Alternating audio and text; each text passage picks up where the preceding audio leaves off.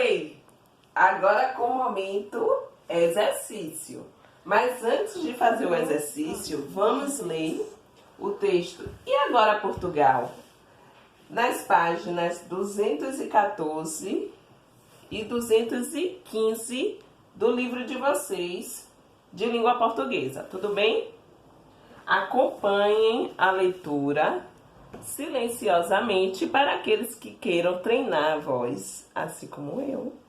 Por favor, leiam em voz alta também, se assim vocês quiserem. E agora Portugal. José Luiz Fiorim, equívocos. Nos últimos tempos, diferentes manifestações têm surgido sobre o assunto o acordo ortográfico. E mesmo pessoas consideradas especialistas na matéria têm incidido em 4 equívocos. Não esqueçam que equívocos são praticamente situações contrárias, certo? Que as pessoas pensam ser uma situação, mas calha em outra que não tem nada a ver. O significado dessa palavra equívoco é isso. É preciso afastá-los para evitar que toldem nossa apreciação desse objeto. O primeiro é que se está fazendo uma unificação da língua portuguesa, isso não é verdade. O que se deseja fazer é uma unificação da ortografia, ou seja, da convenção por meio da qual se representam graficamente as formas faladas da língua, se escrevem as formas da língua. O que se pretende unificar é a escrita e não a língua, que varia de uma região para outra, de um grupo social para outro, de uma situação de comunicação para outra, de uma faixa etária para outra.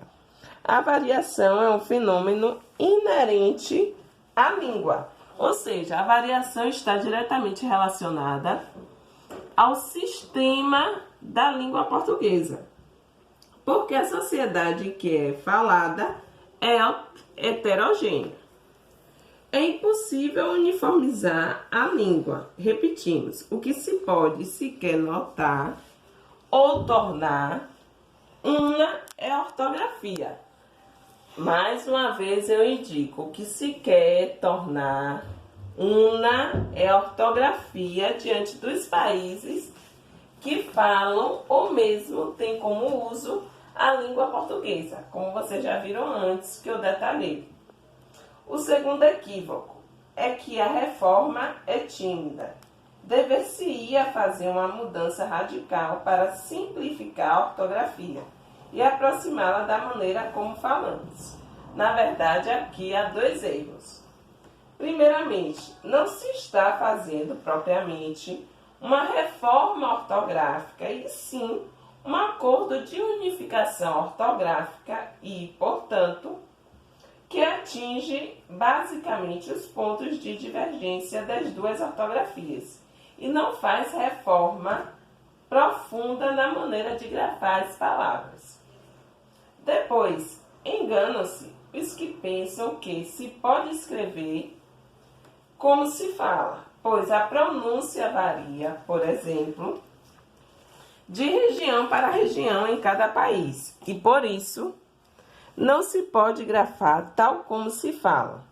Além disso, cabe perguntar por que países em que se falam línguas como francês ou inglês, cuja ortografia reflete um estado linguístico muito mais antigo, ou a origem da palavra, não fazem uma reforma ortográfica drástica, porque não é mais possível, uma vez que mudar completamente a ortografia significa condenar à obsolescência todo o material impresso.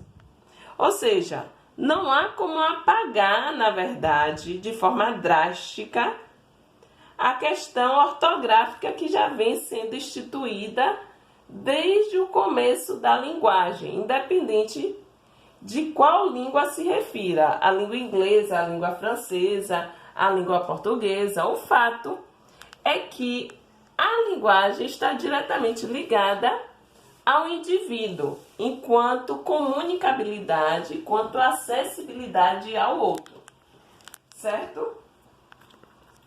Em 2 gerações, ninguém mais será capaz, sem preparo específico, de ler tudo o que foi impresso até o momento. Ora, isso é impossível. Podia-se fazer reforma ortográfica radical até o início do século passado.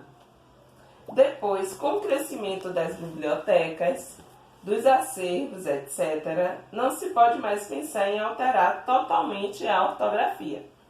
Então, apagar a ortografia ou alterá-la de um modo 100% é inviável, é realmente impossível. Meia sola. O terceiro erro sobre o acordo é que ele, de fato, não unifica a ortografia. Como disse o conhecido professor de português, é uma reforma meia sola.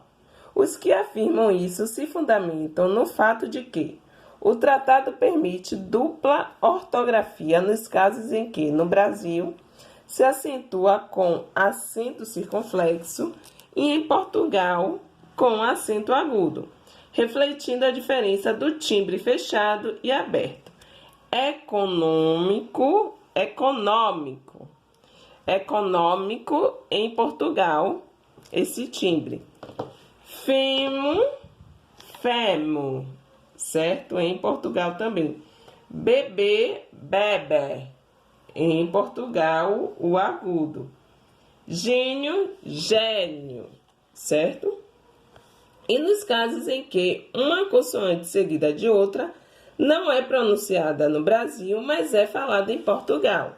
Digamos, sessão, tem sessão com C cedilha e secção com 2 Cs, C e C cedilha, certo? Em Portugal é pronunciado, eles fazem questão de pronunciar, mas aqui no Brasil não. É como se tivesse realmente uma única consoante, independente de estar presente 2 Cs na forma escrita ou não. Exemplos. Facto, secção, como eu disse agora há pouco, seção, sector, setor, amnistia, certo? Anistia, súbdito, súdito, assumpção, assunção. Afirmar que não houve a unificação é um erro, porque as 2 grafias passam a ser corretas no território da lusofonia de Portugal. A partir da entrada em vigor do acordo, as 2 grafias serão corretas em todos os países de língua portuguesa, independente de estar com a duplicidade da consoante ou não, tanto na fala quanto na escrita será aceitável, certo? As 2 grafias. Como aqui na pronúncia já não utilizávamos a pronúncia duplicada das consoantes, fica tranquilo até então. Isso quer dizer que, com muita sabedoria, unificou-se, respeitando-se a diversidade de pronúncia refletida em formas históricas de grafar. Finalmente, muitos dizem que há coisas mais importantes a fazer do que tornar uniformes as ortografias.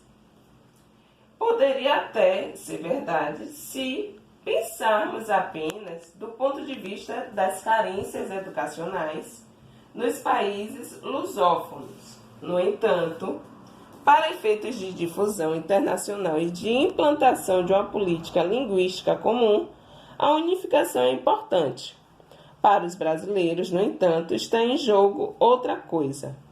Em Portugal, muitos falam em recusar o acordo, em nome da manutenção da pureza da língua original, porque ele representa a brasilianização da ortografia, a colonização dos ex-colonizados. Os argumentos desses portugueses realmente, gente, não têm nenhum fundamento na realidade. São fantasias. José Luiz Fiorin é professor do Departamento de Linguística da USP e autor de vários livros que tratam de linguística, certo? Revista Língua Portuguesa. Esse texto comenta a posição de Fiorin no que se refere a essa questão do acordo ortográfico. Acredito que vocês entenderam a proposta e a partir dela vocês farão o exercício da página 215 e 216, da primeira questão até a sexta questão a respeito do acordo ortográfico, apenas as respostas, certo? Eu acredito que vocês tenham entendido, esse assunto é importantíssimo.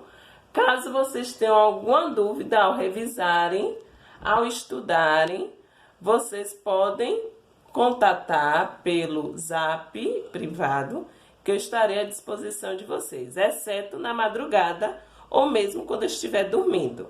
No mais, está valendo. Obrigada pela participação de vocês, um forte abraço e até as próximas aulas de sexta-feira. Tchau, tchau!